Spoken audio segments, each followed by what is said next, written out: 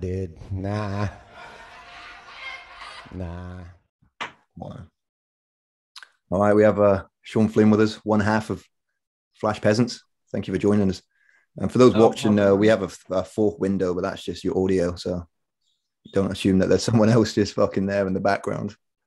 My setup's a little bit rudimental. I've got a good video on the camera on my phone, and then I've got a microphone set up to catch the audio. So yeah. Well, you are a fellow, I don't know what the term is, fellow Corbyite. I don't know what they refer to people from Corby. Corbarian. Corbarians. Is that what they call people here from these days? Yeah, mate. Because we're warriors, mate. You know what I mean? Celtic warriors. Yeah, we saved. Not really. Not we, but apparently, like, here's a little bit of history for you. So Queen Elizabeth I was on a horse going through what was Corby. Fell off a horse, and the little Corky tribes came along and helped her, and she granted them a pole fair every 20 years, and our next pole fair is next year. Corby pole fair. Yeah. Was that why there's a pole fair? Yeah, apparently. But you never know these days. Fell off a horse and hurt her leg. Or something like that. She was in some form of some perilous situation, and these little savages helped her. Corby savages. You know, I've lived in Corby like 31 years since I was a little baby. My parents shipped me down from Scotland when I was 2, and I've never been to Rockingham Castle, which is like our greatest historical landmark in Corby. I've never been. It's all right. Not even just walk there, no? It's got a good gift shop. I like the gift shop. I should go. I remember being 10 years old. I had a little sword. I was fucking chuffed because I was a big fan of Legend of Zelda at the time. Yeah. Games. I knew there's going to be a lot of segues into games. Yeah, anywhere and everywhere. I'm a big gamer, man. Really big gamer. That's something like in my spare time I do a lot of, man. All right, we will get into that, but first we've got to talk about Flash Peasants. Flash Peasants, baby. Your fans are here, so let's tell them the origins. Take us to the beginning. The beginning is a pretty humble story, really. I mean, me and Crook spent sort of 10 years working together on like numerous different projects, punk bands, rock bands, metal. And we did the whole Coda thing. I don't know how much people are up on the past of what me and Crooks were doing pre Flash Peasants, but we were in a metalcore band called Coda, and we done that, toured extensively and had a real good pop at what people call the industry. Then that sort of fell apart over the years, and we drifted. It's made it to download, didn't you? I'm sure you did. We played download twice, man. Yeah. That's decent.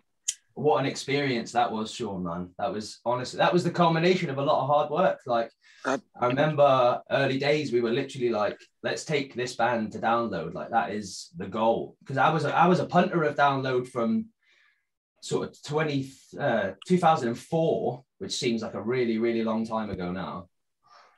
2004 all the way up until 2011, which is the year that I played there. And then we were asked to go back 2012, went back, had an amazing year. And the following year is actually when I left the band a year later. It was becoming a bit of a struggle. The tides were changing in metal as well. I don't know how much you guys were into metal, but like metal was shifting to this new style called gent. And it was a more visceral sort of rhythmic style of music. And I wasn't really taken with it. I think I was actually at that point, I was going back to listening to the hip hop a lot more because that was my sort of roots. Growing up, I grew up with 3 big brothers, and all massive hip hop heads and like movie guys and video game guys. So when I left the band, it was like I started going back to that sort of core element of myself, the hip hop music, and then Crook sort of gravitated towards that because at the same time we discovered this group called Flame Griller from Bradford and Leeds. I don't know if you guys have heard those guys, but yeah.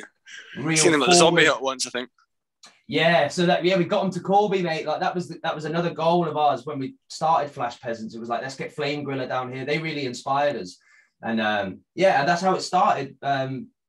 Through not really having much to work on, and I think with a Coda sort of taking a bit of a break, Jay Russell, who played drums for a Coda, started making some beats for me and Crooks. We asked him to make some beats, and that was it. We just started making these new hip hop style songs. I think we actually had the name before we had any songs. we were just like sitting around smoking and just talking about how in this day and age, it's almost like the power shift is still there. Like we're still very much peasants below this monarchy or hierarchy, but we're now flash. Do you know what I mean? We've got phones and nice cars and this and that. So like the name came about. We were driven to start writing some songs, and that was it, man. And in we've been doing it for maybe 4 or 5 years now, but the past year has been the one. Like for this project, people are really recepting it now more than ever. And yeah, that was it. We started recording songs in the garage. And then where I am now is this is like the spare bedroom in my house. This was set up like a studio about 6 months ago, and me and Crooks we demoed the second EP here, and then went to Leeds and recorded it with the guy from Flame Griller, which was a wicked experience as well. And that was it. And now we're doing it. Flash Peasants, we're here, and we're promoting new material and speaking to lovely guys like yourselves. No, we're honored, you know. So when you take on a new endeavor, like, you know, splitting away from a band and going into a new project, it doesn't matter what it is, whether it be music, writing, filmmaking, whatever it is, you've got to go through this sort of rudimental initiation. So what were the first obstacles that you and Crooks kind of had to get past at the beginning? I think as far as like trying to make a hip hop song, it was put your ego aside, finding your voice, like not trying to emulate these American artists. Like a lot of my background in hip hop is like American West Coast, you know, the classics, like the icons, Ice Cube and NWA and Snoop and everything. But then Crooks was coming from a more British influence. He was more researching like the likes of like Akala and Logic, Flame Griller, Lunacy. I think that was a big challenge for myself, was trying to find my voice and feeling confident with putting my ideas across in my own voice and not trying to emulate someone else. That was a big thing. And then sourcing music that wasn't copyright infringement, like there was no copyright infringement on your beats with your samples and stuff. That was a bit of a thing. But have you heard Joey Badass 1999? I have, yeah. He uses loads of MF Doom beats and shit, and that's not copyright.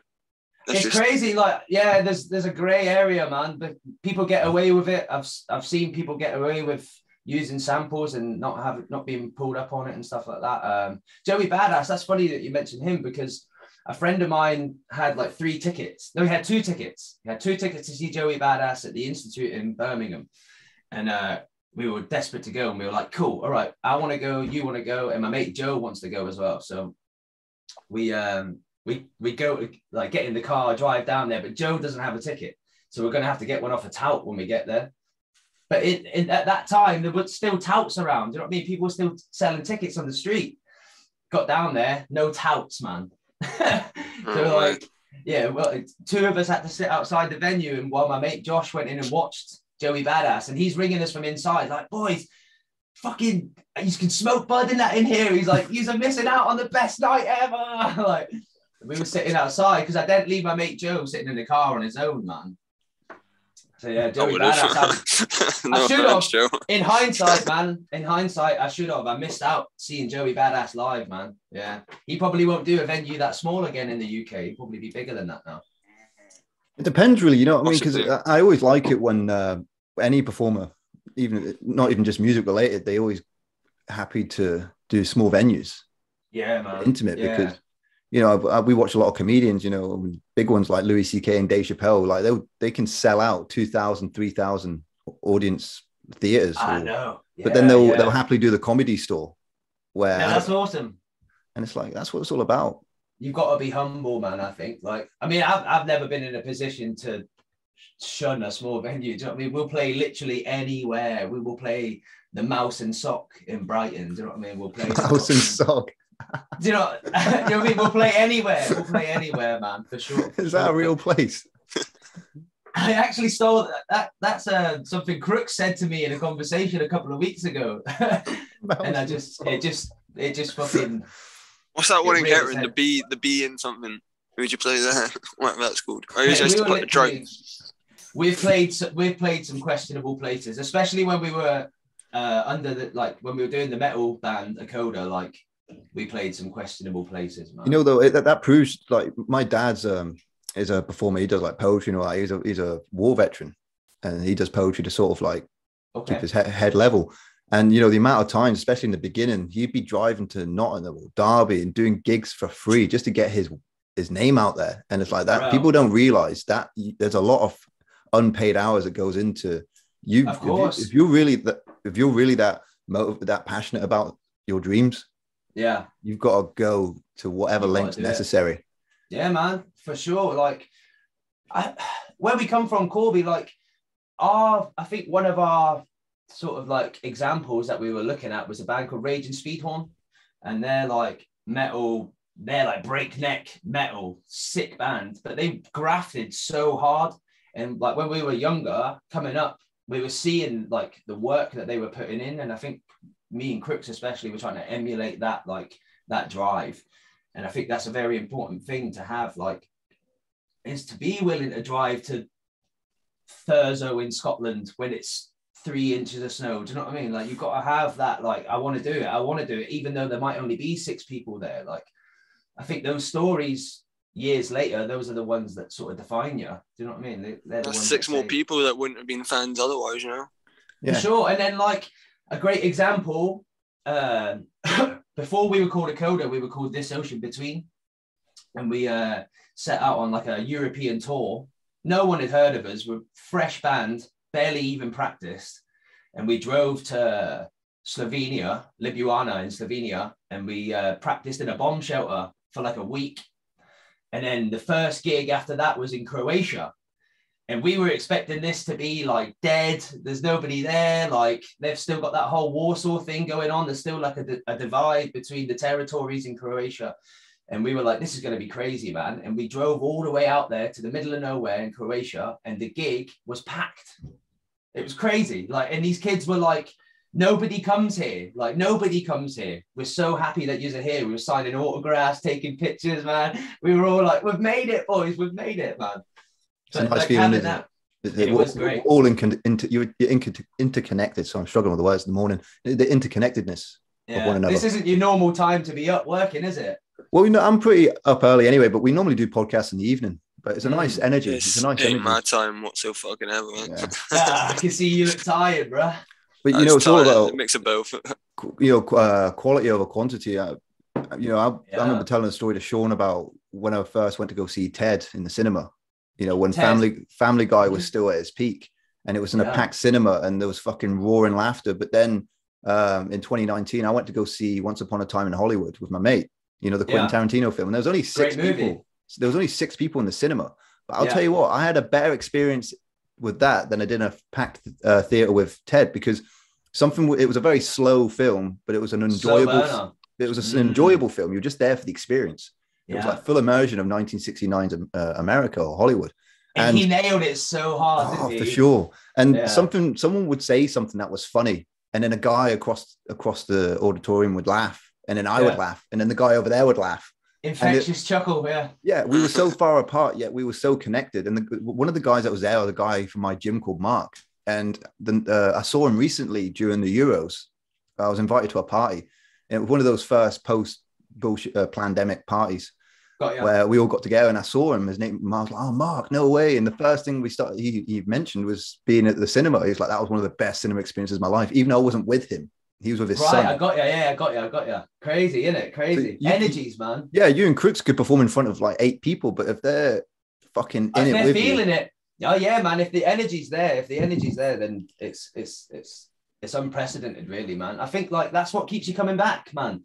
Like getting on that stage, putting your ego aside for 35 minutes and like laying bare, do you know what I mean? Your thoughts and your feelings, you know what I mean? What you think is your like foibles, you know what I mean? You're laying it bare, man, on stage for people. And when they accept it and they're feeling it, like there's nothing better than that, man. I haven't seen you live yet because obviously just getting time off work and all that. I'd love to come see you guys at some point, and I will probably in the new year. But do you have like a persona that comes out? Because you're very well spoken and pretty chill. But would you say something else, like an animal, comes out of you when you're on stage?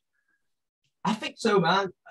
Yeah, animal's probably a pretty strong way to describe it, but it's another side of like my personality, I think, that doesn't really see the light of day, because when you're at your everyday job or walking your kid to school and that, like, these aren't necessarily the channels for discussing your like paranoia or your anxiety about what's going on in your community, in your society, or who you are as a person. Like, you know what I mean? I struggle with, you know what I mean? Not, I wouldn't, people throw around this term mental health a lot at the minute, do you know what I mean? But I think that conversation and open up on a broader like spectrum has given me the ability to, like, I can recognize things within myself when I'm getting down, or if I'm feeling this way, that way. Like, I think that's opened, this mental health conversation's opened that up for me. And I feel a lot better nowadays being able to discuss it.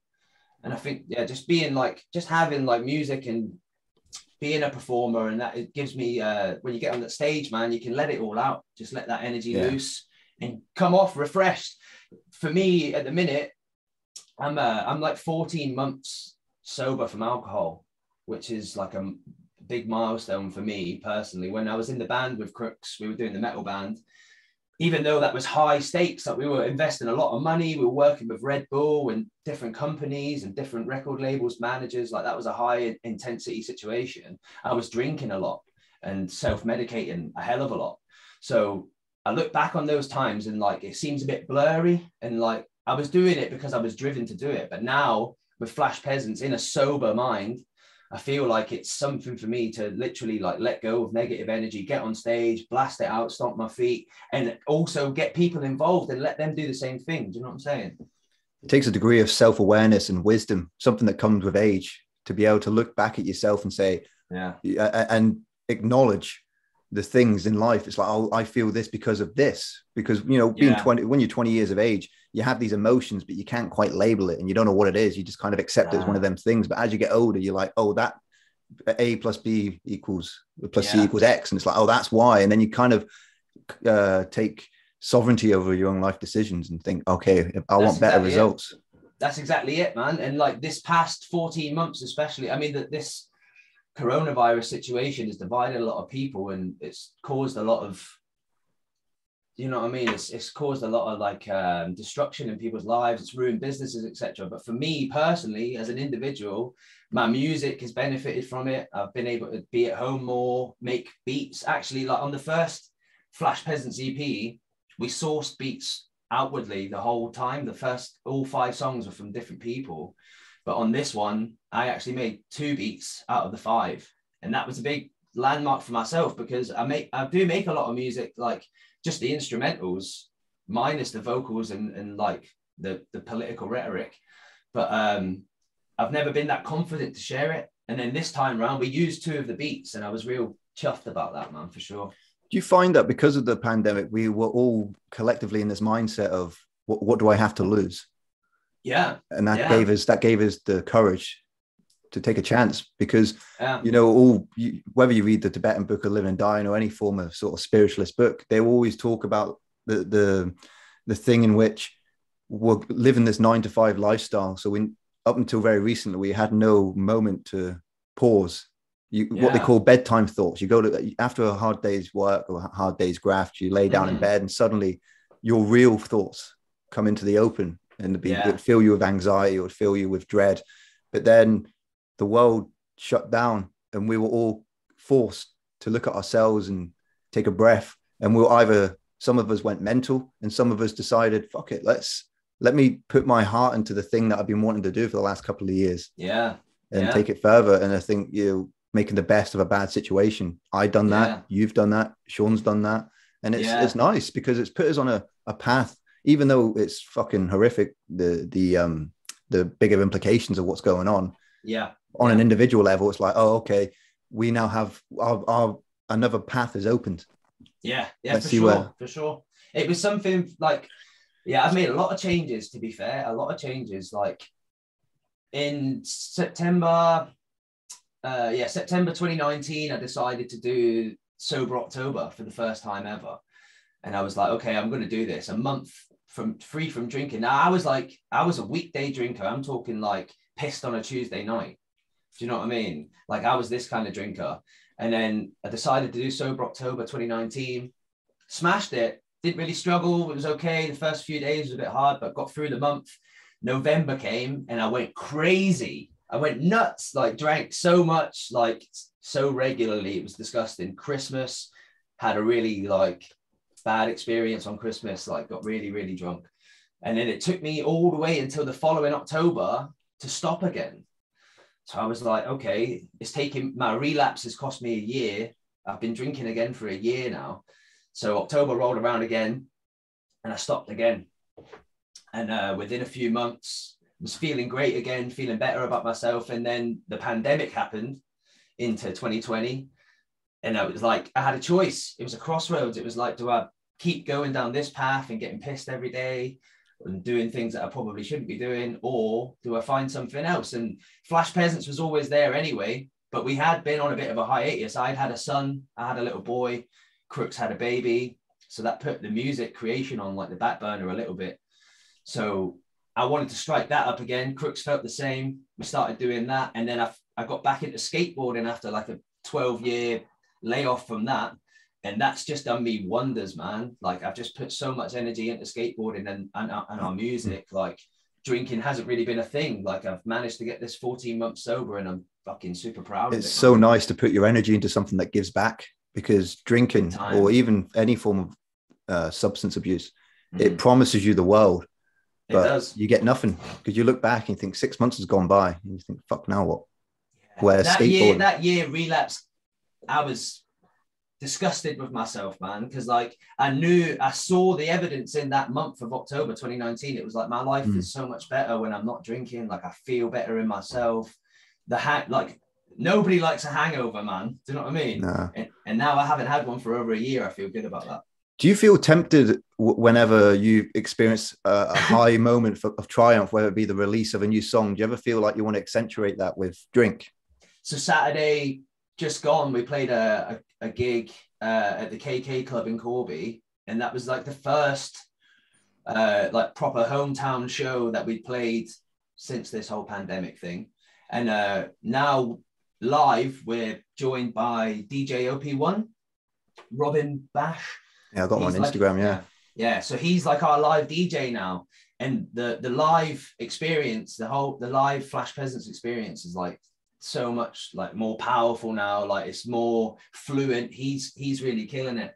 And Saturday, I knew that gig was coming up. I was going to be seeing some friends I hadn't seen for maybe a year or so, and I was very tempted to get drunk, very, very tempted, but I stayed strong, and then I just let myself take it in, just take in the surroundings, let me see how people are when they're drinking. And after people were like 3-4 beers deep, I was like, yeah, I'm all right, man. I'll leave it. It's a weird experience, isn't it? I mean, I've never really suffered with alcoholism. I've gone through stages of wine drinking when I was living in France, but never waking up and drinking sort of thing.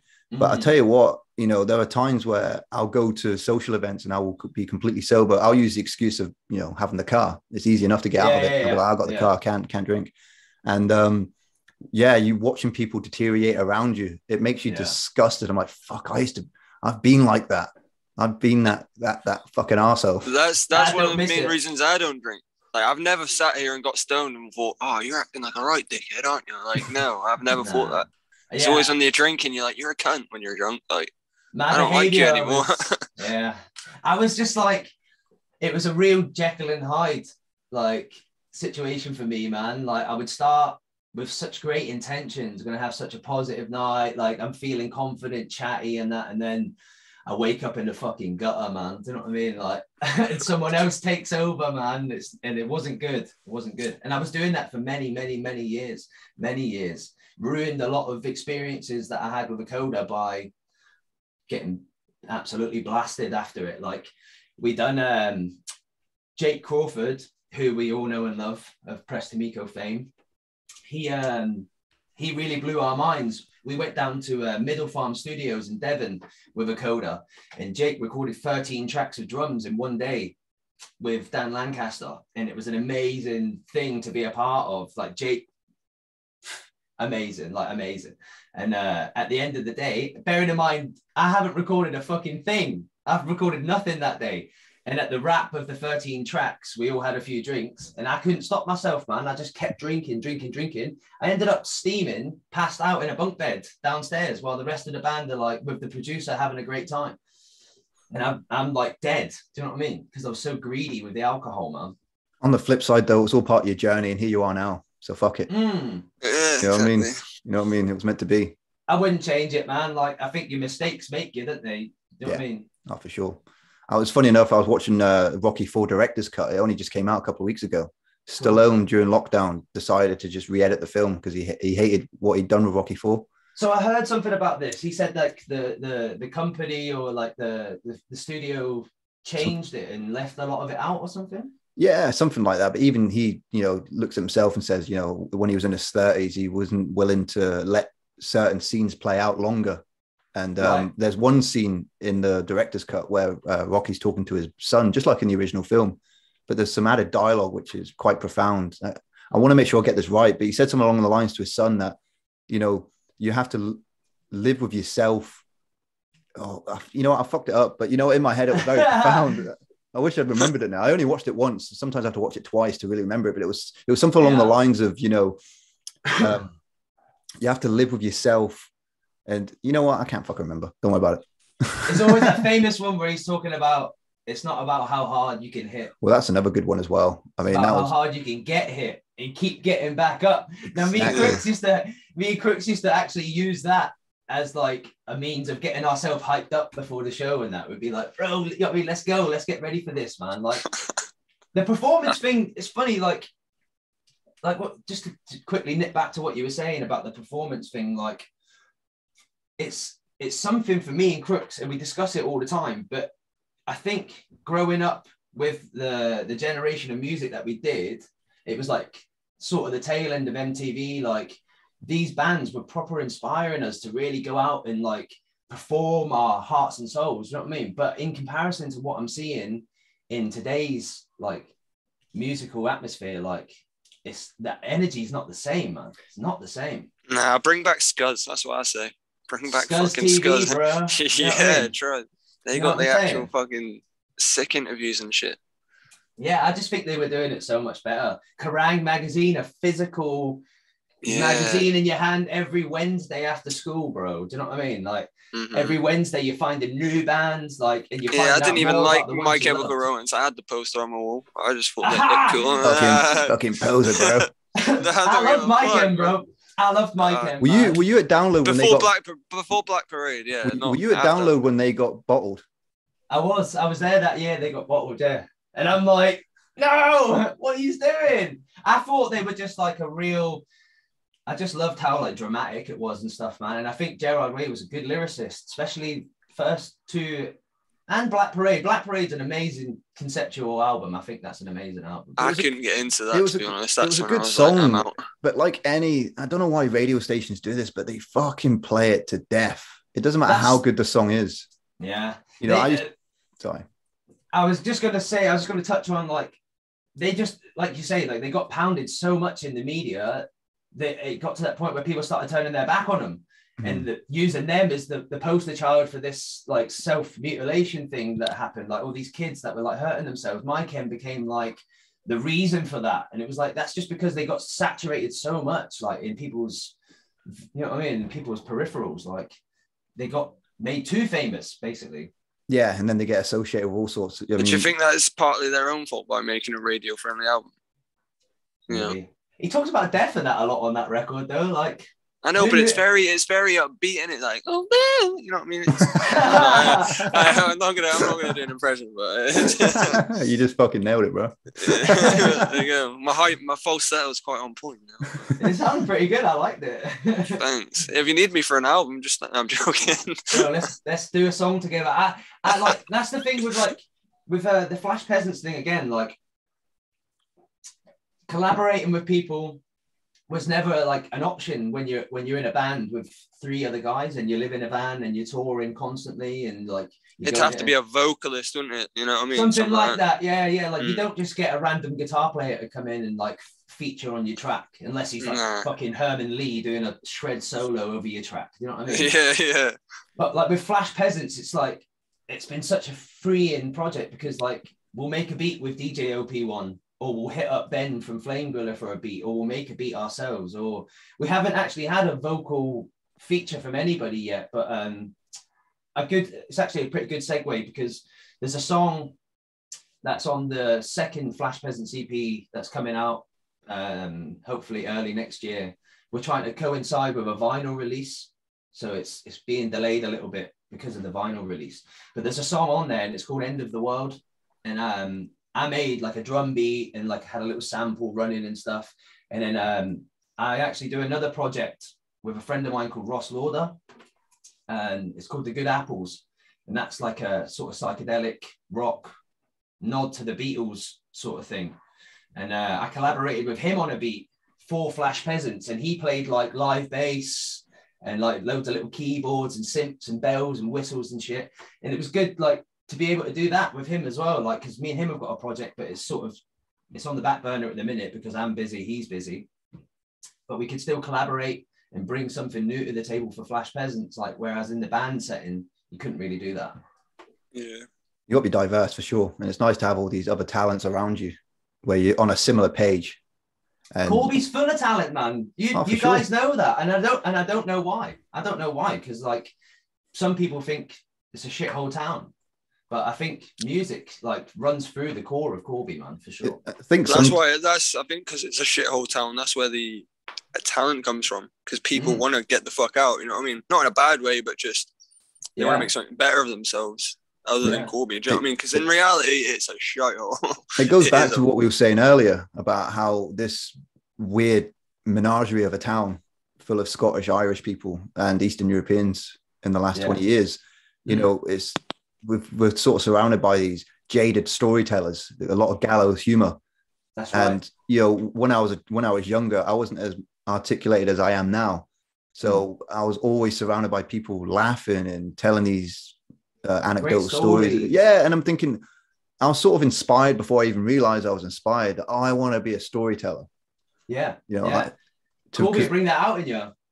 Absolutely. Now that I'm older, I'm becoming that storyteller, and and it always goes back to the roots of Corby. It's good to see, mate. It's good to see, man. It's coming to fruition.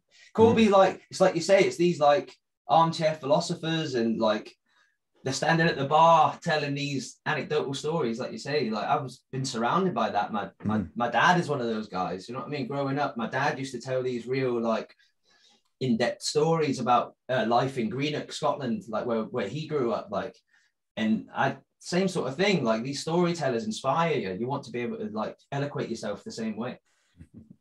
That's it. And the 70 dudes my mum was with used to be like that. No offense, mum, but like they used to tell a lot of stories. Oh,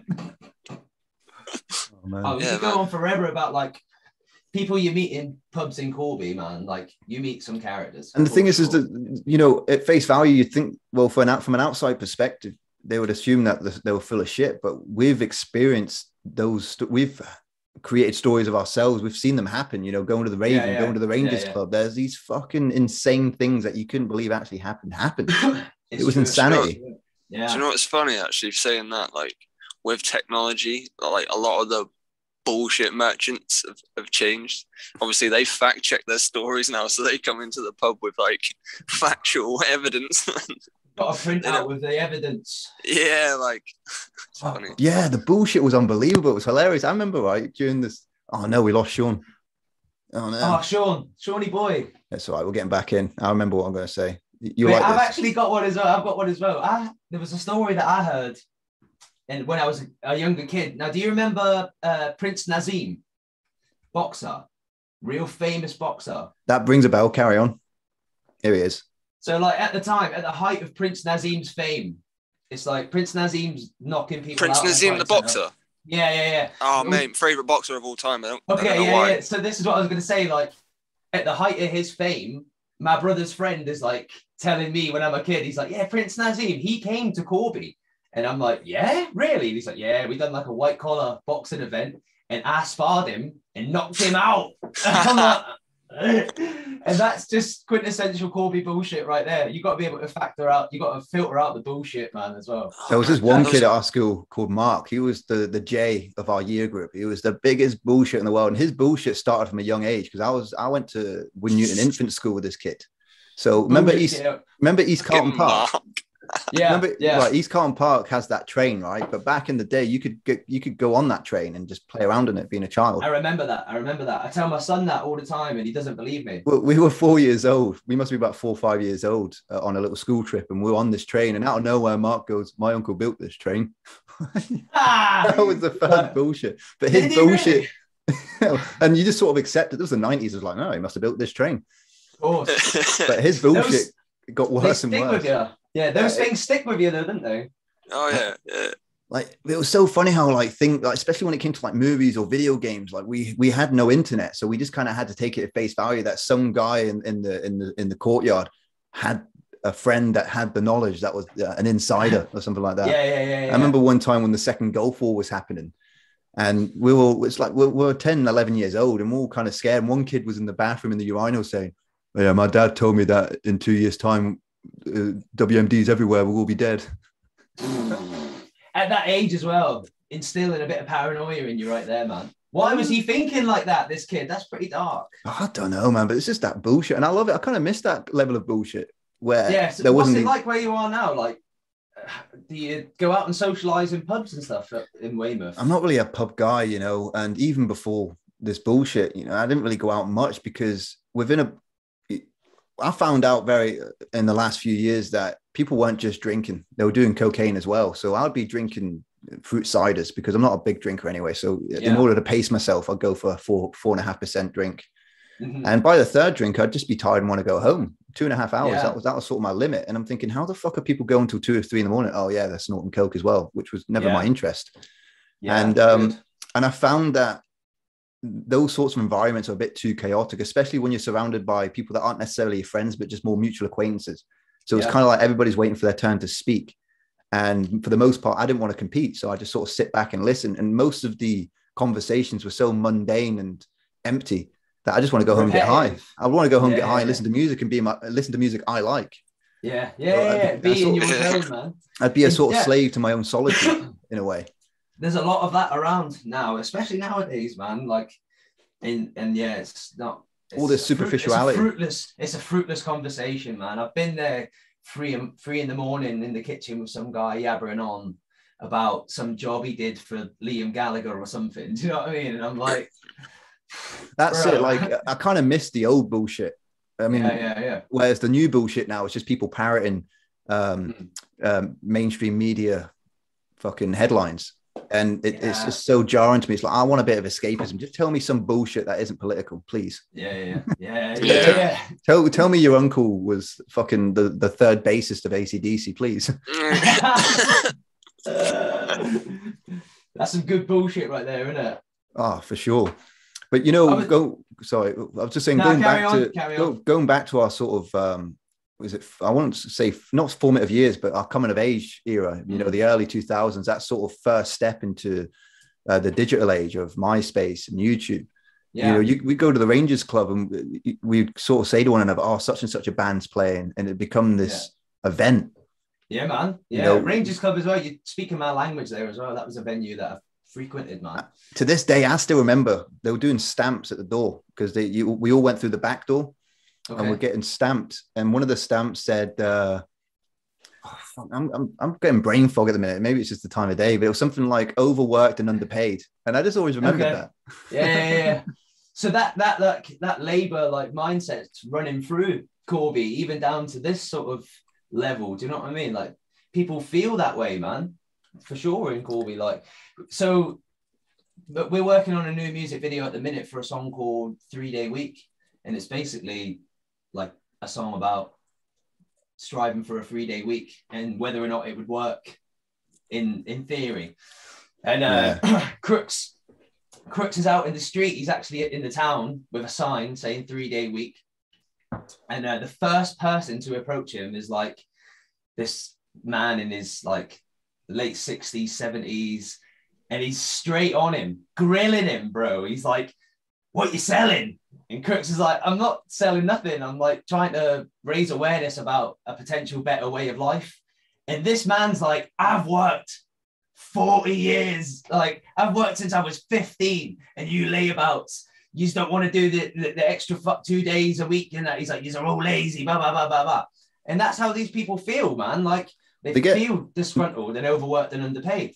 They get defensive as well, rather than put their pride aside and say, you're making an interesting point, please tell me more. They get defensive because they don't want to admit that they wasted 40 years of their life to a hopeless cause. That's what Crook said to me. That's how he felt about it. And like, that was what he said. He said he felt like the guy didn't want to have the conversation. You know there's an Australian comedian called Steve Hughes, and he does a joke about what you're talking about, but he, instead of being 3 days, he talks about 2. He said, he goes 5 days on, 2 days off, 5 days on. How long is this going for? Till you're fucking dead. Right. Yeah. And then he says it should be 2 days on, 5 days off. Because every time you work, it's like, what's tomorrow? Last fucking day. Yes. That's perfect. That's perfect. But here's the thing as well. But I noticed with the podcast, because it was during the lockdown in 2021, and I wasn't working, I was getting furloughed, and I was taking a lot of time to edit because I was quite new to it. I was taking like 5 hours to edit an episode because I was being overly meticulous at the time, but that's just normal when you're starting out. Of course. And it's not until later on you realize what shortcuts you can make and you have more confidence. But I realized when you love doing something, you don't think about the hours you're putting in. No. I would happily work 7 days a week if it's something I fucking love, if it's for me. If I'm writing, I mean, I would never write 7 days a week, but it wouldn't bother me because if you did. Yeah, because I'm not thinking about it. I'll write. It's time well spent, mate. It's time well spent. Yeah. With the stuff that we're releasing presently. So The Boys was the first like comeback single post first Flash Peasants EP. That tune, like I was working on that tune at like 2 a.m. Like, I get my son to bed about 8. And then I'd get in this little room and get my mic set up at a nice audible level, like in the headphones, and I'd sit and write my lyrics until like 1 and 2 a.m.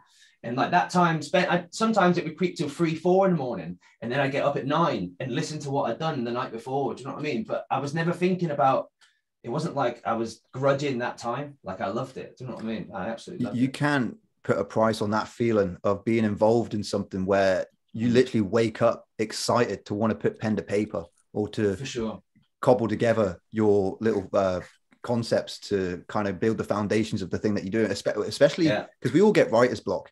But when you finally have the little thing, the little specimen of the thing that's going to help carry you in that direction, mate, that feeling is something else. And I've experienced that many times. There's highs and lows, but that you're waiting around for that, not even necessarily inspiration, but the right direction for your gut to say, those little sparks. Those little sparks happen. They happen when you least expect it. You know, something like, it's something that me and Crooks always discuss because it happens to both of us. Sometimes when I'm listening to a song, I'll completely mishear a lyric, like I'll hear it wrong. And then I'll listen, like I'll think that was a wicked lyric. Oh, fuck, we lost it again. Carry on. Shawnee boy, where you going?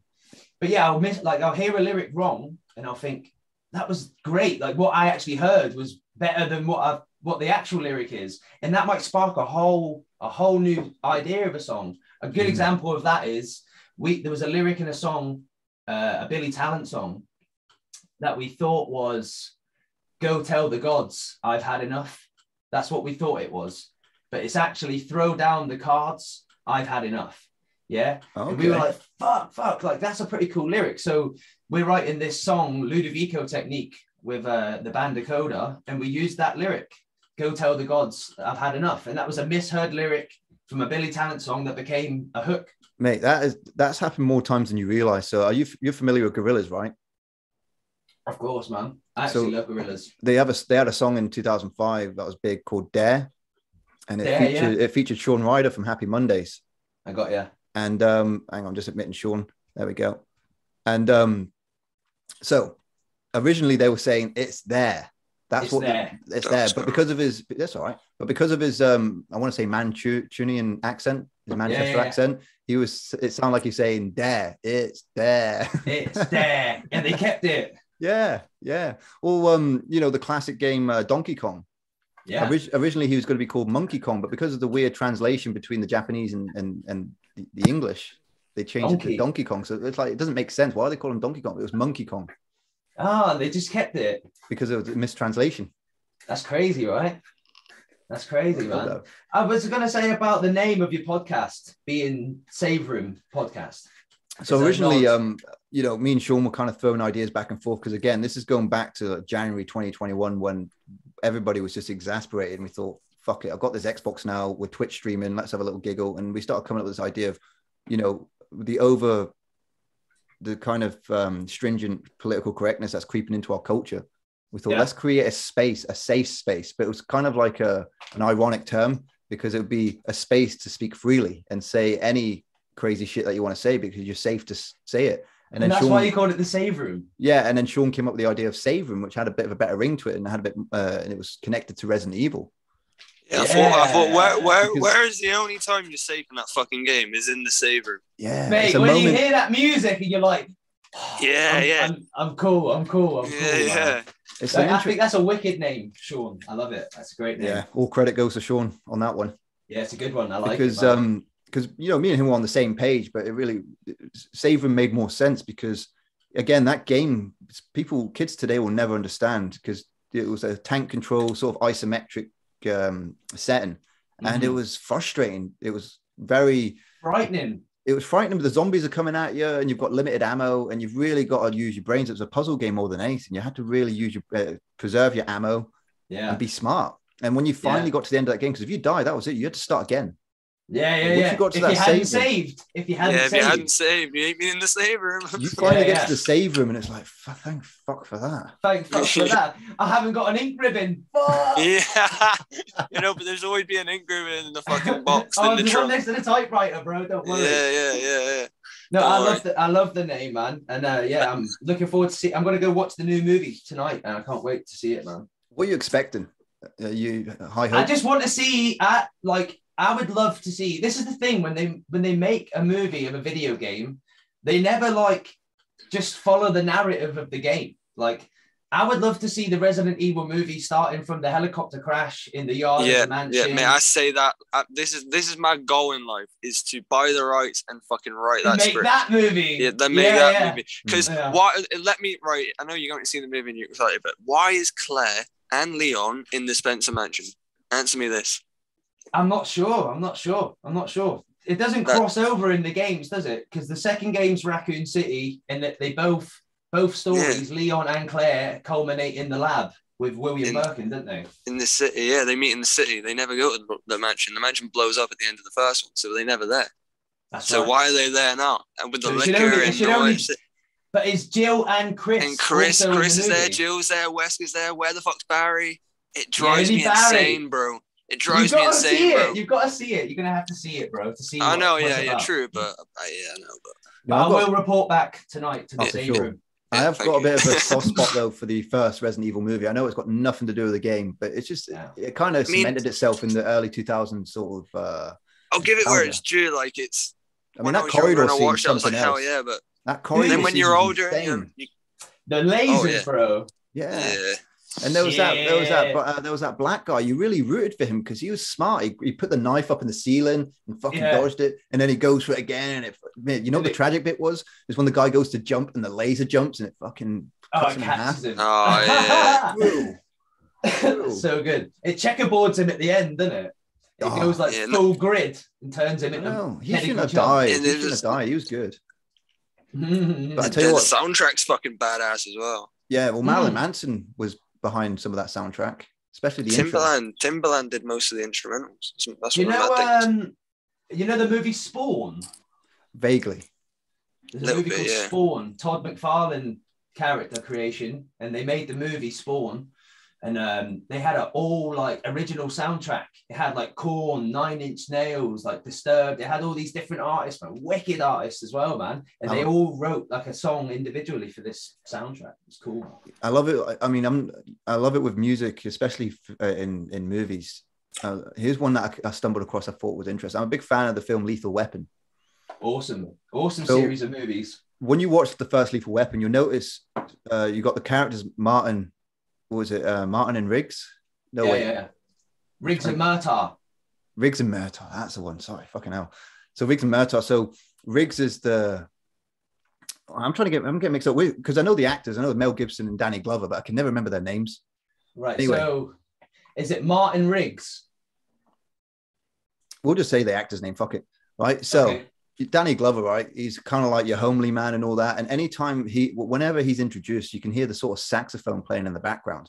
But whenever Mel Gibson is introduced, it's sort of a guitar riff. It plays separately. But then when it comes to them finally working together, the saxophone and the guitar's playing in the theme tune. And that is so clever. And that would have went over a lot of people's heads. I bet. You know, I was trying to explain this to my girlfriend, because she's really good when it comes to understanding sounds. You know, I'm on the spectrum, and I reckon she's on the spectrum. She's just undiagnosed, but she's got all the fucking symptoms, especially when it comes to how astute she is to these little things. And she had me listening to Bring Me the Horizon. Hey babe, I think you got Asperger's. Yeah. I'll just say to her, that's so fucking autistic. But Bring Me the Horizon, that's interesting, man. Yeah, so she had me watch the music video and listen to the song of was it Pandemic Eve? Okay. Oh, is this Parasite Eve by Bring Me the Horizon? Okay. Yeah. Okay. And that's another game reference, no? Yeah, it's a game reference, but they delayed the song and sort of retooled it to sort of reflect kind of what's happening today. And she was trying to explain to me, we watched this music video about 3 times, and she'd break it down for me. It's like, right, the first bit's tribal, then the next bit's electronic, and then new rock. It sounds like shit. Industrial rock, sorry. And then it becomes metal. It's like they're kind of they're fighting against each other. You know, they coalesce at the end. Yeah, and you can hear the struggle. You know, the different genres competing with one another throughout the whole song, and I thought, that's fucking genius. Bring Me, like I've when I was in deep the metalcore scene, 2008, 2009, like this sort of time, Bring Me were like this raw black metal sound. Like it was real rough. The first EP, This Is What the Edge of Your Seat Is Made For. That's what I had. I had that on CD. And then Dragon Slaying and shit. Yeah, mate. And Flowers for the Dead, I think, was another song. Oh, man, what super like, just like guttural tribal metal, man. It was cool, man. And like seeing their like transformation is mad. Like to see the videos they're pumping out now, and like the guy, I couldn't tell you his name, but he joined the band later. He plays keys. He's like producing. He's pretty much the singer as well. He's killing it, man. That guy's very clever, like sonically, like, and like you're saying about like the structures of the songs, and very interested, man. I don't listen to them that much, but I'll send you a link to that particular music video because it's creepy and amazing. Yeah, the visuals. I seem to remember the visuals with like sort of like. Well, it had like these sort of it made use of CGI effects where it had like these sort of alien-looking robots, and they all had the mask across their face, and it says the end has arrived. This is a war, and it's fucking powerful. Sick. He knows how to write like a drop. You know what I mean? Like when it's like da da da da. Yeah, and another musician that I really appreciate is I might get his name wrong, but he's from Nine Inch Nails. Trent Reznor. Reznor, that's how you pronounce his last name. Yeah, I love his stuff. I love the work he's done on film soundtracks, whether it be The Social Network, whether it be. Check out watch the movie Spawn, and then also like have a look at the soundtrack. I'm pretty sure Nine Inch Nails have got quite a lot of work on there, and it's all original for the movie. It's not like taken from their album. It's stuff that he created for that movie specifically. Spawn. Spawn's a wicked movie. That's a character. He's like, I think what happens to him, he gets he's betrayed by like him and his like criminal counterparts, and they burn him alive, and he goes to hell. But because he's so like enraged, the devil sends him back to get his revenge. You know, as a teenager, I was so inspired by that kind of story. An unredeemable character comes back from the dead to really, not even unredeemable, but it's such a hopeless situation that you're really rooting for them. I mean, The Crow was a big one for me. I watched that when I was 15, and it inspired so much of me watching that. I mean, I remember the first scene where he just drops with his arms spread like this, and he just drops into the garbage down below, and he just starts laughing.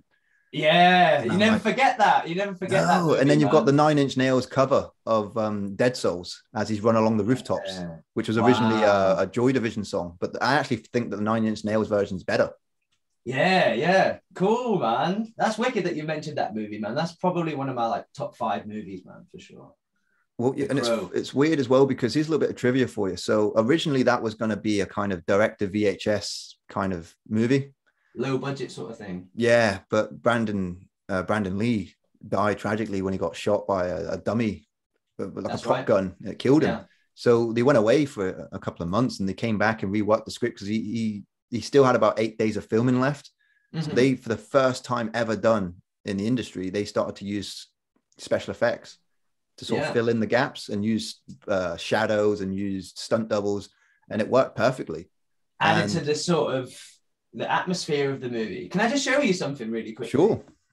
It's on my wall. I need to get it down. Hold on. It's like a crow porno. Like he brings out the graphic novel. Yes. Can you see that? Yes. Yeah, man. Is that by James O'Barr? It's one of, because James O'Barr was the one that done the graphic novel. It has got a name on it, but I can't read the name. But it says 211 of 600. But it's quite a nice. It's beautiful. Quite a nice print. Yeah, I've got 2 of them. There's another one that's in my cupboard. Yeah, but that's a movie like VHS, like what you were saying about VHS. Like that was a movie that when I was a kid, I held in my hand. I put it in the cassette myself, and I watched it, thinking maybe I shouldn't be watching this. And like all those movies, I think like all those films and like the games and stuff pre like torrent years, they just seem so much more like poignant in my mind now. Like they don't seem. Well, that's all we had. I mean, that's all we had. Shaun and I were talking about director's commentary back in the day because we'd both watch a DVD to death. And those, when you're 13 years old and you don't smoke weed and you don't drink, what else are you going to do on a Sunday? That was your high, man. I remember. Behind the scenes and featurettes. Yeah, Texas Chainsaw Massacre, mate. When that hit DVD, like when I got the DVD of that, it's got this whole like behind the scenes thing with Toby Hooper, like, and like that was amazing to me. Like I would watch like this whole 2-hour thing. I watched that repeatedly, man. Texas Chainsaw was like a sick movie for me, man. I got exposed to Evil Dead when I was like 6, 7 years old. My brother got like the VHS box set, like Evil Dead, so 1, 2. Army of Darkness, and I watched all 3 of them on Christmas Day, and I watched them with him, man, and that was it. I was gone from then on. It was like every horror movie, Scream, Freddy Krueger, Leprechaun, do you know what I mean? I become like a horror fanatic. Like I just started eating them up, man. For the first time ever, I watched Candyman about 2 months ago, and I was blown away. The original or this remake? No, the 92 film. Yeah, that's amazing. I fucking loved the bad guy in that film. What fucking charisma that man's got. Oh my God. And it's like, he doesn't really say much. No. Do you know what I mean? But his presence is felt. Ominous. I watched the remake recently. It was pretty weak, man. He was in it, isn't it? He plays himself. He plays the same character. Yeah, he pops up in it. Man. But yeah, it didn't have the same charm, man. I feel like there was that golden period where like special effects got to a certain point. Like they were good, but they were, you know what I mean? They weren't at the point they're at now, and they weren't so reliant on it. It was like, it was an extra thing that they used to beef up the main plot. But now, like my attention span now as a 33-year-old man is awful. Like I would sit and watch like movies, 1, 2, 3 movies one after the other. But now, like with this YouTube brain I've got, do you know what I mean? I need bite-sized skate videos that are 3 minutes long. Like I don't sit and watch movies. Yeah, but at the same time as well, now that we're older, we realize just how precious our time is, because when you're younger, we have a lot more disposable time to watch directors' commentaries, to watch featurettes, to watch special whatever you want to call them, special editions, and this, that, and the other.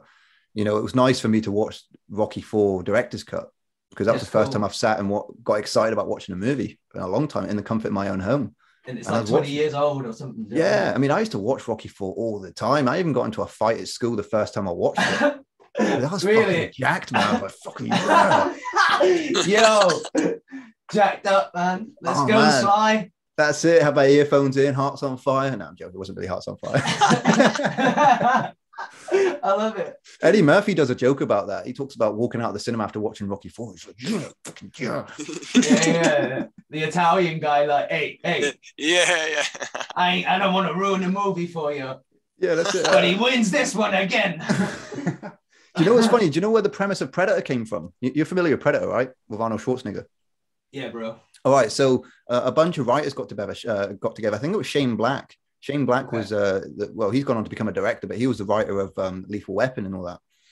And him and a buddy of his or some other guys got together and thought, they made a joke saying, basically, Rocky's taken out the strongest person on Earth, which was Ivan Drago.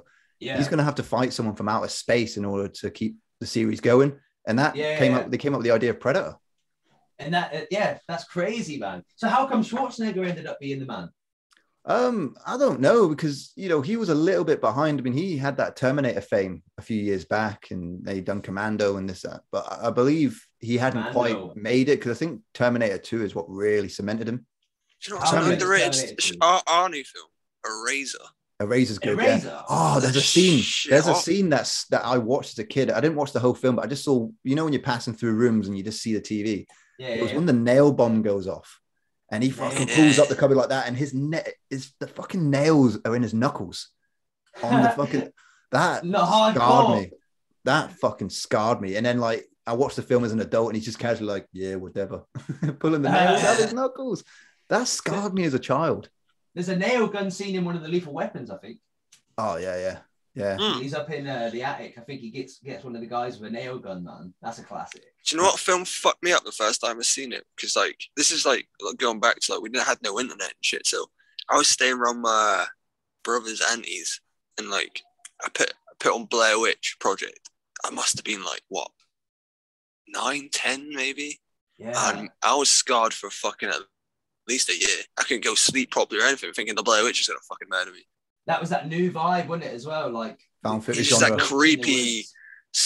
Yeah, I know it was found footage, but it was more the slow build up that got me, and then the kids banging on the fucking tent. Oh, bro. Scream. I had Scream on VHS. Scream fucked me up as well, because I watched that young as well. My mum rented it for me for some reason. She's like, "You're being a good boy. You can rent a DVD." And I was like, "Oh, that looks good." Fucking Drew Barrymore on the fucking front cover. Yeah, and that's Wes Craven's comeback, isn't it? Wes Craven, who done Freddy Krueger, that was his comeback, and it was that scarred me, man. That was I had to run up the stairs and everything behind me.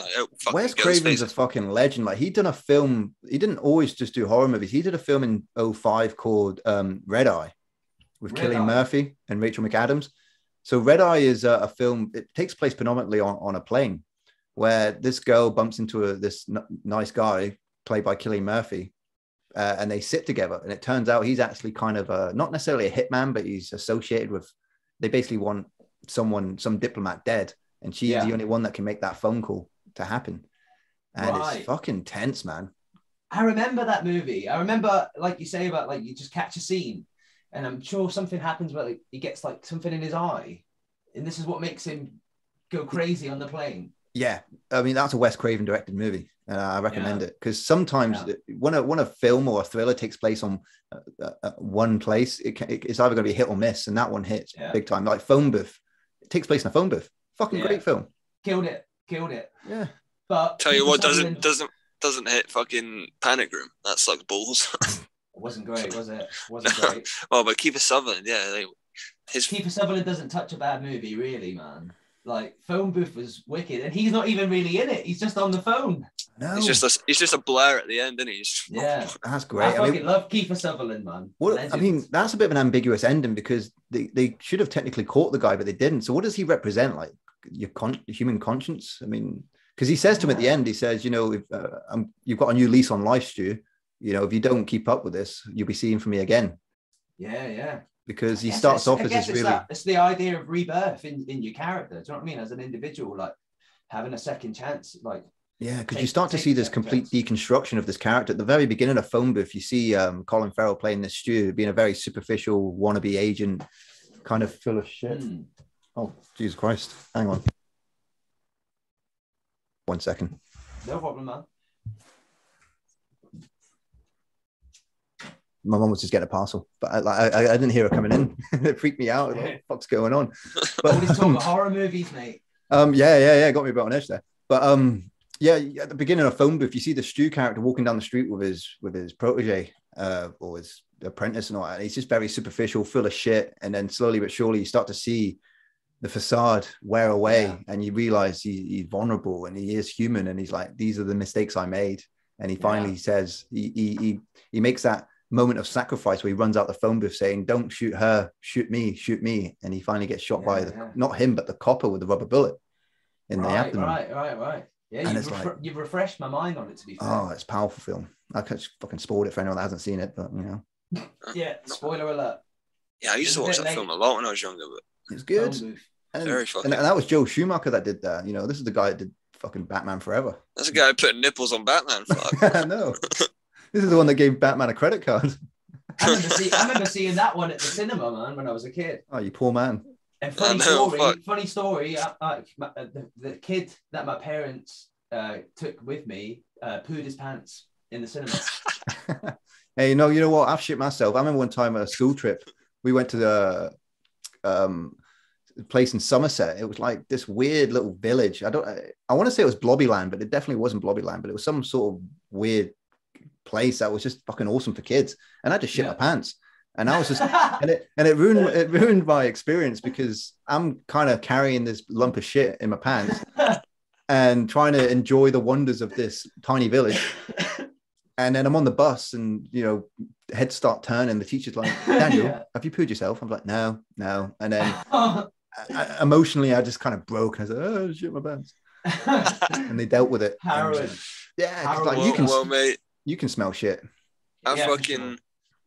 I got invited. I think I've told this story before, but yeah, I got invited to like the popular kids party. Like the first time, I was like, "Oh, the popular kids invited me to a fucking party." It must have been like fucking 11. I don't know. But we're in the sports hall at Lodge Park.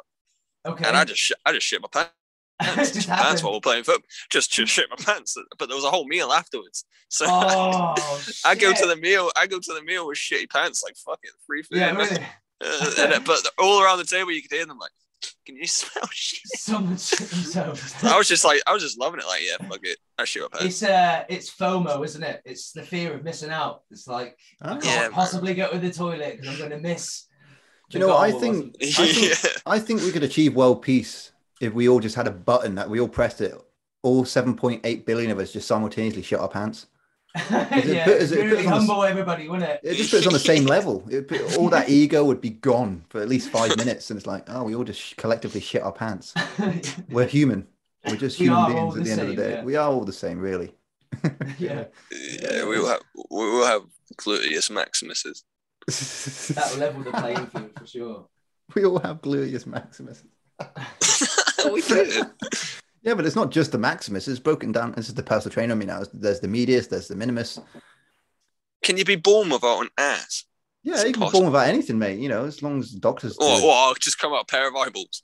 Yeah. Congratulations, ma'am. You have a pair of eyes. Oh my god, it's so beautiful. Just carrying it to events just in your hands with a pair of eyes, just looking around. This is my son. This is my son. Yeah. Yeah. But by the way, there's something I wanted to ask, a bit of a segue, but when it came to I'm really into the song Let's Go. Okay. Do this. Let's do this. Do this. Do this. Do this. Right. Yeah. Do this. Mm-hmm. And I keep, even on Spotify, sometimes I just listen to it. I mean, the whole collaboration, it was just a perfect storm. And the riff as well. I kind of get Executioner vibes, when Linkin Park and Static X sort of collaborated together. Yeah. Static X, cool. Yeah. Cool. But I'm kind of curious to know about the filming of it, like the video. How many takes did you? I know there's lip syncing and there's matching the audio with you guys singing, but it must be. I mean, like I said, you're 33 years old. All that fucking jumping around must have hurt. Yeah. I think it took us about 3-4 hours, I reckon, in total. And the reason it didn't take very long was because with all the videos we're doing with this promotional campaign for our next EP, which is going to be called 3 Day Week, we've been working with a guy called Michael Pheasant. Yeah, who's the director, Yeah, he's the director, filmographer. Like everything that we've been doing has been with him. All the behind the scenes interviews have been with Michael as well. And he's got a studio set up at his house. It's a real informal like setting. We just go there, chill, hang out, smoke and talk about music and films and whatever. And then we get to work and we just set up the camera, put the song on a bit of a loop, let him do his thing, and we jump around and see what sticks. Do you know what I mean? With that one, it was just about energy. I think that song just is like energy. Get up. Yeah, it's perfect. You know I mean? I love it. And I love the editing of it as well. He smashed it, mate. Honestly, I would attribute a lot of, we did do a lot of jumping around physically, like, but Michael really smashed it with like the filmography on that one. And then as far as the song goes, that was born out of Crooks was talking with Jake, who plays bass for Press Tomiko.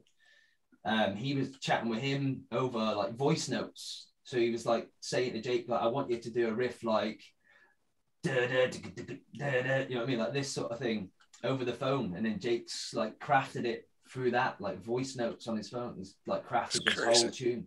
Man's a master. She's a genius, though, isn't he? Yeah, and that verse, Crooks's first verse was just there already. Like he'd been doing that at like that verse about like the drum kit and the trumpet or whatever. That was the original lyric. He used to say, "We've got a trumpet, we've got a drum kit," because we used to be up the jam night at the ex-servicemen's club, and like one night some kid had a trumpet. I think Crooks actually played trumpet on some stuff that we worked on originally as well. Or maybe it was a Good Apple song, I forget. But the trumpet drum kit thing. I'm just thinking of The Wedding Singer now. When guy, another great movie. Just keeps ripping out fucking different instruments. Do you really want to hurt me? Hey, you got to get in there, man. They're really turning on him. He just starts the song again. Yeah. They're really turning on George. Yeah. Yeah, like he had that verse kicking about anyway from the jam night. And when Jake made the track, he put that verse on it at my house in this little room. And then the hook to do this was just came naturally, I think. So talk me through when you first watched the final version. Yeah, so it's all through the phone now, isn't it? So we go film it, and then Michael sends us like the file, and we watched it. And I think we watched it together, me and Crooks. I think we were buzzing because we didn't really feel like it was that taxing to make it. Do you know what I mean? It wasn't hard. Like we just went to Michael's garage, set up some lights, and he filmed us, and we just like put that energy across. Like performing doesn't really come that, it's not that hard to either of us, I don't think. Like with making the videos, when we used to work with a coder making videos, like you're very aware that you're going to be in a room playing your guitar to the backing track for like 3-4 hours. You know what I mean? And the first couple of times we did it, the first video we proper made with a coder cost us like £2,500, and we worked in some studio up in Norfolk or something with the company was called,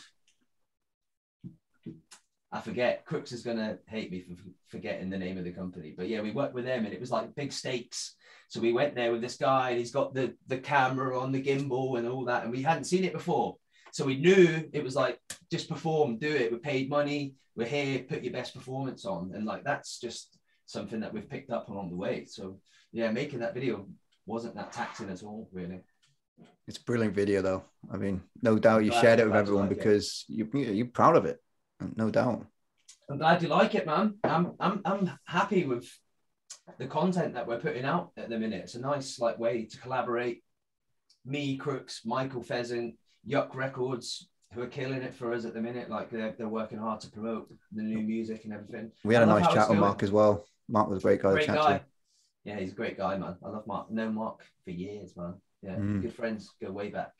And you know, we've all gone through this trial and error period. You know, Mark opened up about his experiences setting up gigs in the Rockingham Speedway when that didn't work out to his expectations and all that, but you know, he kept going. Same with yourself. You know, you hit the highs and lows and you keep going. It defines you. It really comes to define who you are. That origin story. For me now, like as an individual, like I like being creative because it just keeps me out of trouble. Do you know what I mean? Keeps me out of trouble, man. Well, that's it. And if you keep it in here all the time, you're going to go insane. And I think one of my worst fears was to be that man in his 50s or his 60s, having never done it, always spoken about it, but never actually doing it. Something creative and like fulfilling. Yeah. I respect it, man. Totally. Like, for me, it's not enough for me to post like some convoluted opinion on Facebook. Like, I don't want to argue with people on Facebook to fulfill myself. That doesn't fulfill me, but I see it a lot around me. Do you know what I mean? I look on these social media like sites and I don't really interact that much.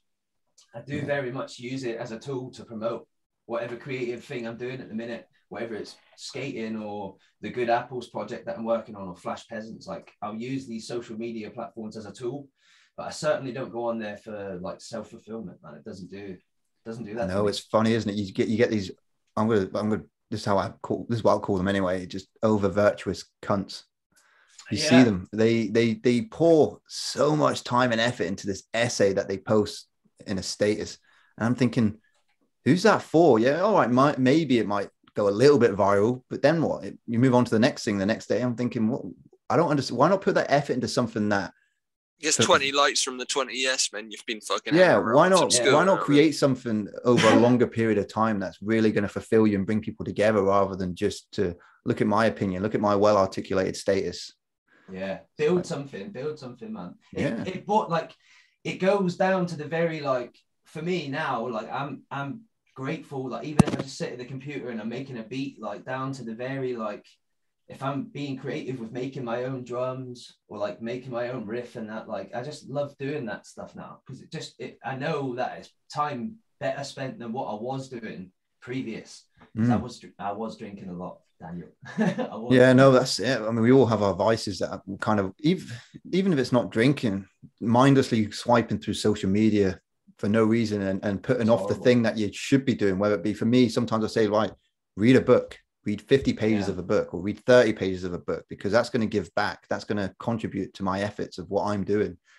Whereas staring at a rectangle in the palm of my hand does nothing. It's hard to deal with it, man. Like, because we were pre-millennium. Well, I was pre-millennium, baby. Do you know what I mean? So it's hard. We're stuck in this weird limbo, aren't we? With a hybrid generation.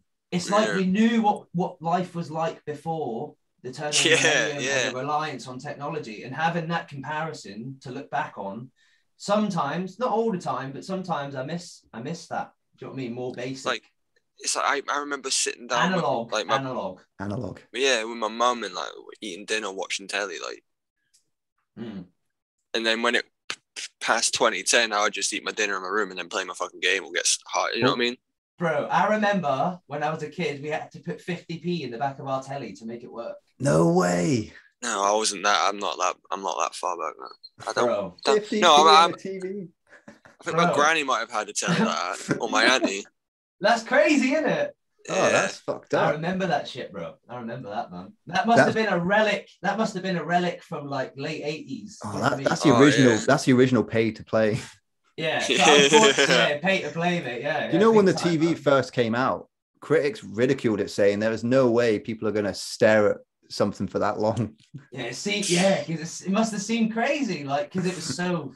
People used to have to fucking crank it, or maybe I'm just thinking of an episode of Ed, Ed and Eddie. Cranking the telly. Ed and Eddie, fucking. I was saying to Shaun last night, you know, we didn't really have Sky or Virgin. We kind of had Freeview. Like, you know, when you'd get like the basic channels. And this is before the Fire Stick. This is on the Xbox. You'd get a few things like Netflix and all that, but we didn't pay for it. So between the late 2000s and the early 2010s, we were sort of at the mercy of what was on at that time. Terrestrial TV, you know, BBC Three and that, yeah. BBC 3, Film 4, ITV2, and it was a case of even BBC 4, right? Like late night would have some like live old school bands playing and shit. Do you know what I mean? Yeah. Like just Led Zeppelin and shit. I know they're not really that decent. Yeah, reruns of like Glastonbury and that, man. Yeah. But yeah, it's funny that you're saying that as well, because like everything was such a big spectacle at that time. Big Brother on Channel 4. Everybody knew about it. Like the whole, you know what I mean? The whole of the UK. I still on mission to get someone from Big Brother on here. Someone. Yeah, that'd be mad. Who could you get? I don't know. I think the original winner, Craig. The first winner, Craig. Yeah, he'd be actually quite contactable, but everyone else, like, it's impossible. They just transfer you to an agent's email and shit. It's like, what the fuck? Get Kim on. That was a big thing, wasn't it? That was a big thing when that happened, man. Yeah, I love Big Brother, man. I'd still watch it to this day if it was do you know what bothers me though? It was so fucking on the nose because Big Brother comes from, I'm reading again for like the 15th time, 1984. Yeah. And it was so fucking on the nose. I'm like, oh, you bastards. They're laughing right in your face with it. Yeah. How deep did we go? Oh, don't worry about it. We'll save that for when we get both of you guys on in the studio. Yeah, in the studio. Yeah, it's gonna happen. That's in the new year. I was going to finish off with something. We do the segment usually at the end, like asking what the person's favorite movie is. So, TV show favorite movie. Porno. Favorite movies, like it's kind of tied, man. I like Stand By Me. Yeah, I've seen that before. And I like Lost Boys. Those two. Lost Boys, yes. I mean, they both got Corey Feldman in it. Yeah. Frog Boy. He's like one of the Frog Boys in the Lost Boys, isn't he? But Stand By Me was just like a film that I saw when I was young, and it really just like permeated into my soul, man. Pre-molested Corey Feldman was just on another level. Mate, the fame machine ate him up though, him and his friends, man. Yeah, like, now he's on Dancing on Ice and saying Charlie Sheen touched him. It's like, geez. Yeah. It's like Crazy my family. times. I was telling you earlier about how much of conspiracy theorists my family are. I've got a cousin named Tony, and I love her to bits. We are so close. And I remember like making my bi-monthly visit to her, and I just sit down at kitchen, and she brings me a joint, and I start smoking it, and she just looks at me and says, "Tom Hanks is a nonce." And I was like, "Oh no, not Tom Hanks, please! I love Forrest Gump." Who's next? She's like, I didn't want to believe it. I didn't want to believe it either, but Tom Hanks is a nonce. I was like, oh no. Oh, damn it. Him and all. Scary, frightening times, man. But yeah, that film, Stand By Me, was just the shit, innit? That's a Stephen King. Based on the novella, The Body, innit? Novella, yeah. I went through a massive Stephen King phase in the early 2010s. Someone got me onto him. The Dead Zone was a fucking great book. Cujo's something else. Cujo, yeah. The Shining, obviously, man. The Shining, yeah. I remember watching The Shining for the first time in 2012 because I used to have a Cineworld card. Sick. So you get invited. Use it to its full potential? Well, yeah, because back then I wasn't driving, and every time I'd finish work at like 9 p.m, I didn't want to go home immediately. So I'd go catch a flick before. And it was £15 a month to just watch as many films you wanted to. But you also got little perks as well. And you get like invitations to go see a film like 3 days before it was released to the public. Cool. And so people don't know, but the UK had really stringent censorship laws up until the late 90s. So The Shining was massively edited. Yeah. And so this was the first time The Shining was being released uncut. And it was nothing graphic. It was just extra 20 minutes of scenes that took place outside of the hotel. Yeah. The sheriffs and all that. The sheriff's department and whatnot. And there more of Jack? You know what? I can't remember. All I remember is that there was just more going on outside the hotel, which kind of added to the story. Got it. And I'm watching it for the first time ever anyway, but it was also the first time watching it uncut. Just on my own, just watching it, like, fuck, what a great film. And then a few years later, I read the book. And the book was a little bit different. And I've never felt nervous reading text on paper. Yeah. There's a scene where... That was it for me. I felt the same way, man. It was like... scared to read it. Yeah, I couldn't claim to have finished it, man. But I did read a big old chunk of it. It gets weird towards the end because Stephen King was really heavy in the cocaine back then. So all the kids have to get together and have some weird little fucking orgy. And I'm like, Jesus Christ, Stephen. Yeah. The copy of it that I had on the very back page had a picture of Stephen King playing bass. Oh, right. I thought you were going to say it was Stephen King and a bunch of kids having an orgy. Nah. Is that Corey Feldman? Corey Feldman in the back. Yeah, man. Mate, I remember like Tommy Knockers, man. Like Carrie was a big thing. Like when I was young. Carrie's sorry, not Carrie. Sorry, I'm just thinking of Misery. Misery, man. Kathy What Bates. a movie. Misery, yeah. Kathy Bates won an Oscar for that, right? And you know what I love about Oscar-winning actors? Performance, yeah. Fuck off, Carrie. My sister. Yeah, I'm kind of recording in a minute. Can you mind? Yeah. All right, give me like 3 minutes. I'm going now. Oh, don't go now. Goodbye. Did you see that? You just begged me to not go. Yeah. Go, please. Yeah. All right, see you later. That's my sister, Fuck by you, the way. Gary. That's my sister, by the way. But yeah. So what I like about it is when Oscar-winning actors play comedic roles. So Kathy Bates, who quite rightly won an Oscar for supporting actor in Misery, goes on to play Adam Sandler's mum in Waterboy, and she fucking kills it. I love that scene where he's like, "Did he tell you about his little bedtime problem?" And she points, throws her thumb over her back, and you just see this bed sheet with the biggest piss stain you've ever seen in your life. That's the sheets over there. Another classic, man.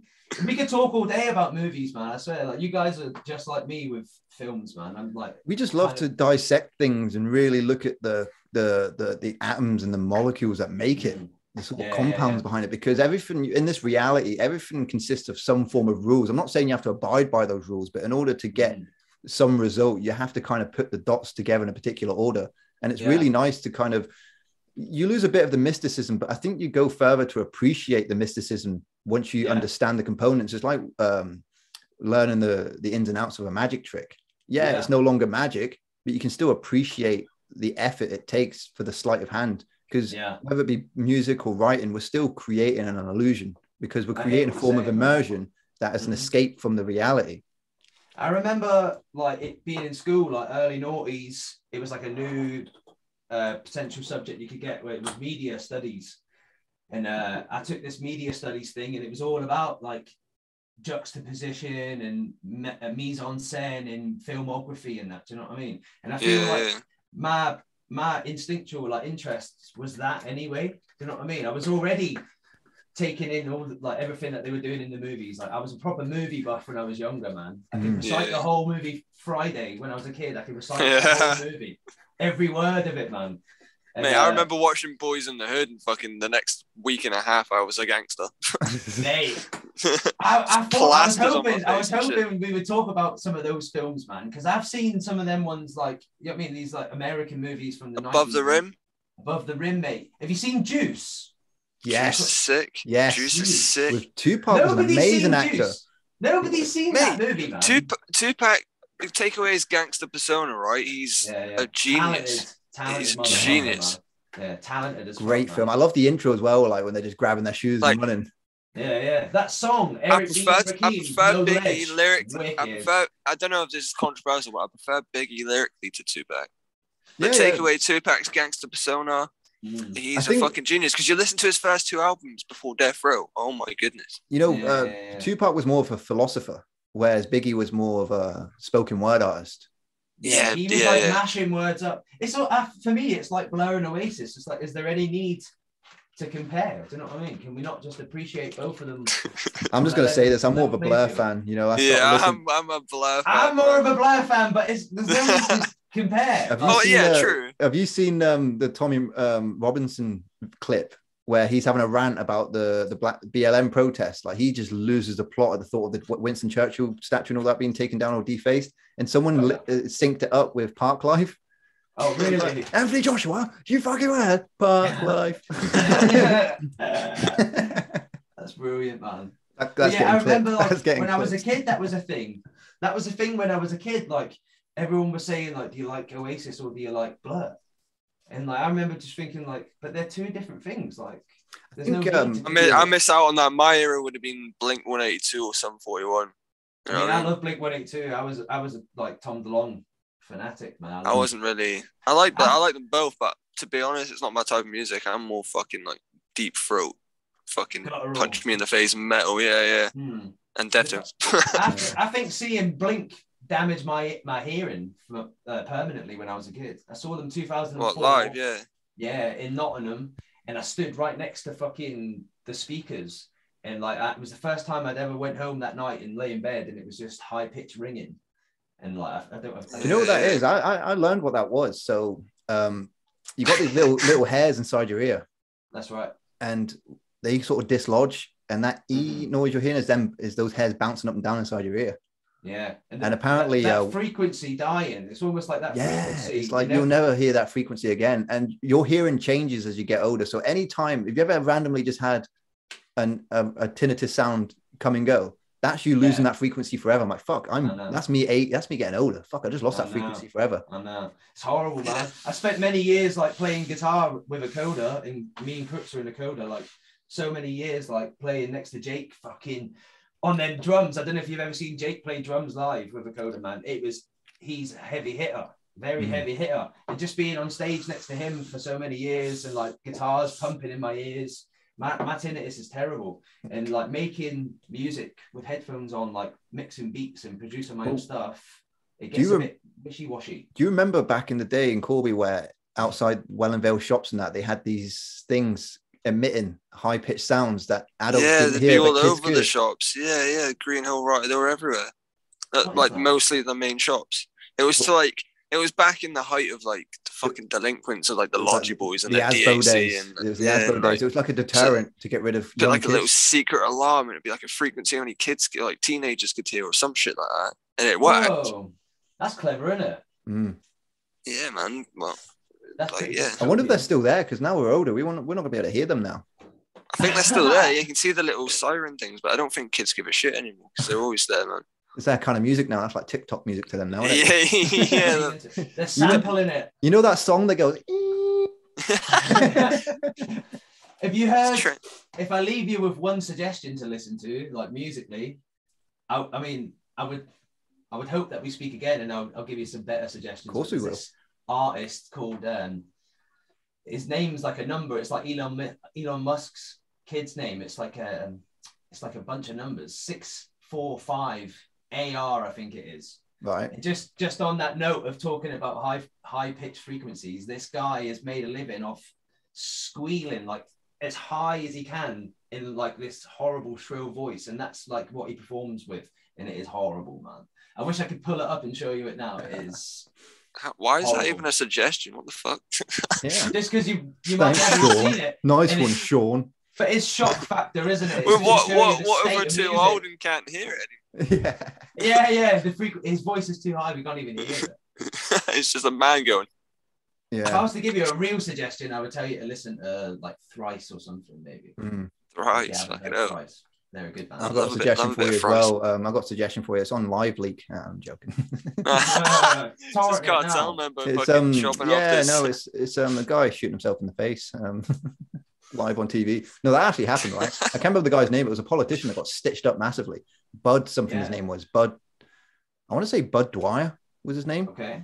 And he was going to prison for like 30 years because he was doing kickbacks and shady deals and all that. And live on TV on the news, he pulls out a gun and he goes, "Oh, somebody's going to get hurt here," right? And because of the snow, there was a snowstorm happening across most of America. A lot of kids were at home that day, saw that shit live. Whoa. And, fuck me. I don't know why I brought that up, but it was on Live Leak. I guess dark, dude. Jesus. I remember, without sounding like an old man again, I remember when the phones first got cameras on them and people started downloading videos onto the phones. Yeah, man. What? And I was walking home from school one day and a kid called Matthew pulled out his phone and was like, "What's this?" and stuffed his phone in my face, and it was the beheading of Ken Bigley Jr. No. Yeah. I don't know why I laughed. That scarred me. That scarred me, bro. Oh, mate, yeah. We used to do parkour with this fucking guy called Ariel. Okay. He's quite an elusive man. He's like in his 40s, but he hung around with little kids for some reason. Anyway, he used to always whip out his phone and show everyone. Just fucking rough. Ken Bigley getting beheaded. Yeah, it's disgusting. Right. I know. Speaking of hitting a high note, you know what I mean? I know, yeah. I've never watched that again. I don't really watch anything like that, man. No, sometimes I'll accidentally come across shit. But sometimes you have to watch it to really understand the true horrors of the world. It kind of breaks you out of that bubble. Yeah, but once is enough, you know. Like, once is enough. It's not like I'm, getting fucking aroused by it. You know mate, because I could describe now. I've only watched it once in my life, but I could describe to you now in detail exactly what happens in that fucking video. That's how fucked and scarred it me. It's shock. But the thing is, like, if you search out like unbiased news and you're actively looking for an alternative to the BBC broadcasting, what they're feeding you on their daily news channel, like if you look for what's really going on in the world, like South America, Brazil, and that murders like that are happening daily. Do you know what I mean? Oh, yeah. All the time. Yeah, the cards is fucking rampant, man. They've not even being fucking, you know what I mean? There's no case. There's not even an active case. Yeah, these it's people, complete, man, like, outright. What was it? I'm going fucking blank.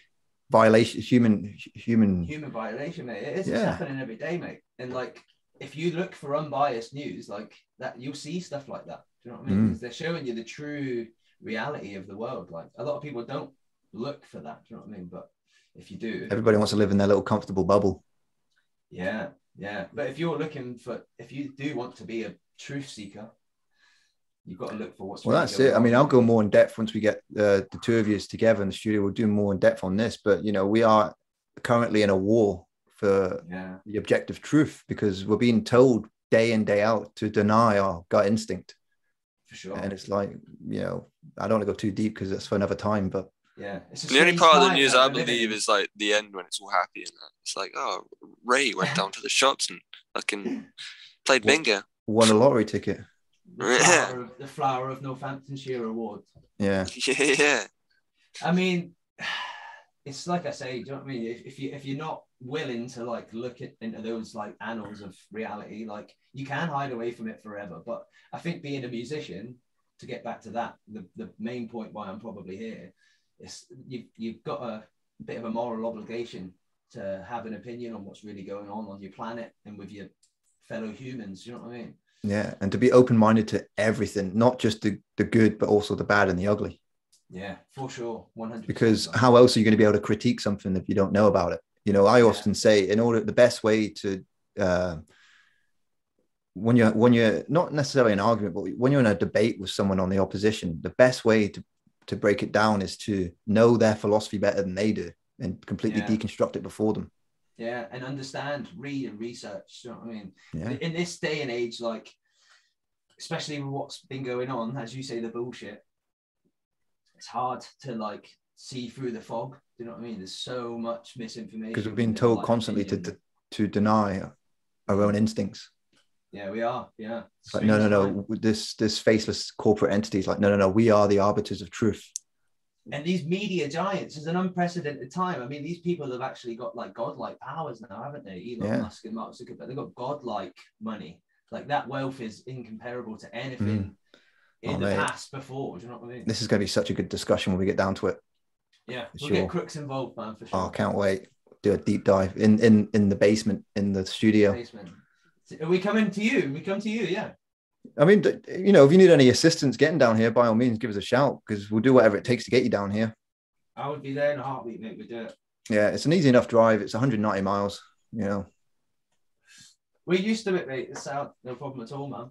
And, you know, we'll take care of you. We'll fucking cook for you, whatever it takes. Shaun's local as well, isn't he? So he would just jump in with us, isn't it, surely? Well, no, he'll be living with us. He'll be living with me. Are you my studio will be my bedroom. Yeah. You're papping off Corby then? Yeah, I suppose so, yeah.